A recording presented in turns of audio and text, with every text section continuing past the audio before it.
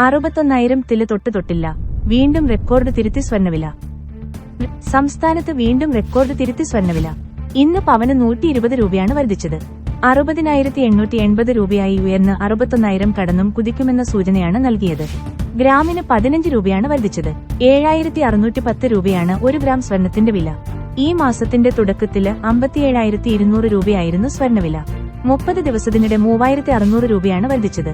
കഴിഞ്ഞയാഴ്ചയാണ് പവന് വില ആദ്യമായി 60,000 കടന്നത്. രാജ്യാന്തര വിപണിയിലെ അനിശ്ചിതത്വം സ്വർണ്ണവിലയെ സ്വാധീനിക്കുന്നതായാണ് വിദഗ്ധരുടെ വിലയിരുത്തല്.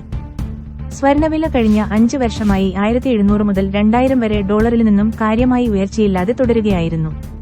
എന്നാൽ അന്താരാഷ്ട്ര സ്വർണ്ണവില $2,050 ലെവലിൽ നിന്നും കഴിഞ്ഞ ഒറ്റ വർഷം കൊണ്ട് $2,790 വരെ ഉയർന്നു. ഏകദേശം 38% ഉയർച്ചയാണ് അന്താരാഷ്ട്ര വിപണിയില് സ്വർണം രേഖപ്പെടുത്തിയത്. ഇന്ത്യന് 83 രൂപ 25 പൈസയിൽ നിന്നും 85 എന്ന നിലയില് ഡോളറിലേക്ക് ദുർബലമായതും സ്വർണ്ണവില ഉയരാന് കാരണമായി. Also red. ഏട്ടാ മോനെ എങ്ങോട്ടായി പോക്ക്? സർവകാല റെക്കോർഡിലേക്ക് സ്വർണ്ണവില. 2025 സ്വർണ്ണവിലയ്ക്ക് വളരെ നിർണായകമായ വർഷമാണെന്നാണ് കണക്കുകൂട്ടല്. ട്രംപ് അധികാരത്തിലെത്തിയതും 2 തവണ ഫെഡ് പോളിസി പലിശ നിരക്ക് കുറക്കാന് സാധ്യതയുണ്ടെന്ന പ്രതീക്ഷയും സ്വർണ്ണവിലയെ കാര്യമായി തന്നെ ബാധിക്കും.